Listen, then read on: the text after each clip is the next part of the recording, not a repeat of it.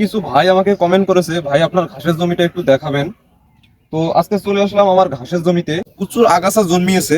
যে এটা হচ্ছে ঘাসের একটি থোপা, আর এই দেখেন নিচের মধ্যে তো আমাদের দেশি যে ঘাসগুলো আছে সেই ঘাসগুলো জন্মিয়েছে।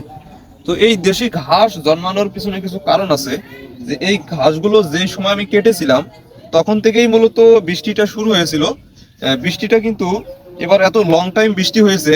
লং টাইম বৃষ্টি হওয়ার কারণে এখানে পানি জমেছিল, পানি জমে থাকার কারণে এই যে দেখতে পাচ্ছেন ঘাসগুলো, এই দেখেন এখনো কিন্তু হলুদ। এই যে আপনারা দেখতে পাচ্ছেন এখনো কিন্তু হলুদ আছে। তো আমি এতে সার দিয়ে দিয়েছি।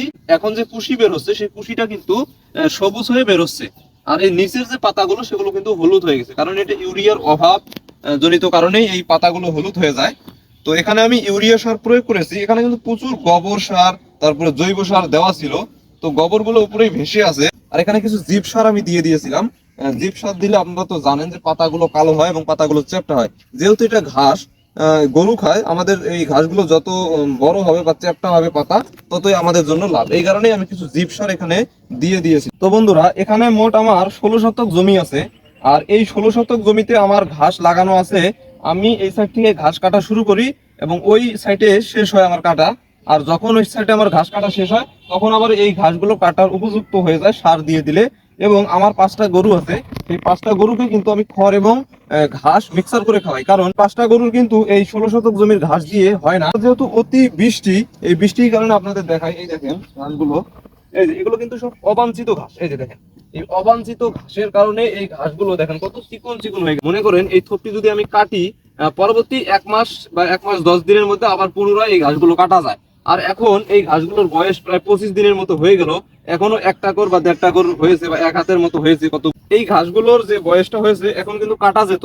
তো বৃষ্টির কারণে অবাঞ্ছিত কিছু আগাছা এখানে জন্মিয়েছে। তো আমি জমিটা নিড়ানি দিতে পারি নাই এবং সারও দিতে পারা আমার লেট হয়েছে। এখানে পানি ছিল, প্রায় হাঁটু পানি ছিল। ঘাসগুলো দেখেন, এই দেখেন, এই যে এখানে একটা থোপ ছিল, নষ্ট হয়ে গেছে। থোপের মধ্যে 15-20টা করে কুশি বের হয়, সেখানে মাত্র কুশি বের হয়েছে 1 2 3 4 5 6 7টা। 7টা করে কুশি বের হয়েছে, 6টা 7টা 5টা এরকম কুশি বের হয়েছে। এই ঘাসগুলো কিন্তু তেমন একটা লম্বা হবে না, কারণ নিচে যেহেতু এই অবাঞ্ছিত আগাছাগুলো আছে, এখানে সার দিয়ে দিলে এই আগাছাগুলো কিন্তু কিছু সার শুষে খেয়ে ফেলে। এই আগাছাগুলো যদি সম্পূর্ণ নিড়ানি দেওয়া যেত এবং সার দেওয়া যেত, তাহলে সম্পূর্ণ সারটাই এই নেপিয়ার ঘাসগুলো খেয়ে ঘাসগুলো দ্রুত বড় হতো। আপনাদের এতক্ষণ ছোট ঘাসগুলো আমি দেখালাম, এবং এই যে দেখতে পাচ্ছেন ঘাসগুলো, এটা কিন্তু এই সাইডের অপর সাইডের ঘাস, এটা বড় হয়ে গেছে। দেখেন আমার থেকে অনেক লম্বা হয়ে গেছে। আর এই ঘাসগুলোও কিন্তু পানির কারণেই সেম এরকম চিকন চিকন হয়ে গেছে। এগুলো কিন্তু অনেক মোটা মোটা হয়। এটা কিন্তু কাটার উপযুক্ত বয়স, আমি কাটতেছি এবং গরুকে খাওয়াচ্ছি। এই বয়সেই মূলত ঘাসগুলো কাটতে হয়। এই বৃষ্টি যেহেতু আল্লাহ তাআলার নিয়ামত, আমার ক্ষতি হচ্ছে, তো আমি এটাকে ক্ষতি মনে করছি না, যেহেতু আল্লাহ তাআলার ইচ্ছা। তো বন্ধুরা, অনেকেই বলেন যে আমি ঘাস চাষ করব, কোন সময় ঘাস লাগাবো, তো ঘাস কিভাবে লাগাতে হয়, তাদের উদ্দেশ্যে আমি বলতেছি, ঘাস মূলত আমি যেই টাইমটাই লাগাই সেটা হচ্ছে যে এই যে বৃষ্টি হচ্ছে, বৃষ্টির পরে যে শীত আসবে, সেই শীতের সময় কিন্তু আমি এই জমিটা সুন্দরভাবে, এই যে এই থোপগুলো দেখতে পাচ্ছেন, এই থোপগুলো কিন্তু আমি উঠিয়ে ফেলি। উঠিয়ে ফেলার পর এটা সুন্দর ট্রাক্টর দিয়ে সুন্দরভাবে চাষ দেই এবং মই দেই। দেওয়ার পরে কিন্তু আমি সারিবদ্ধভাবে ঘাসগুলো আমি লাগাই। যেহেতু আমার এই জমিটাতে পানি আটকায় না, তাই আমি এভাবে বেড করি না, এমনিতেই মই দিয়ে শুধু লাগিয়ে দেই ঘাসগুলো। এই ঘাসগুলো কিন্তু মূলত 1 থেকে 1.5 হাত পর পর একটি করে কাটিং বা থোপ যেটাই বলেন সেটা লাগাতে হয়। আবার প্রস্থও কিন্তু 1 থেকে 1.5 হাত দিতে হয়।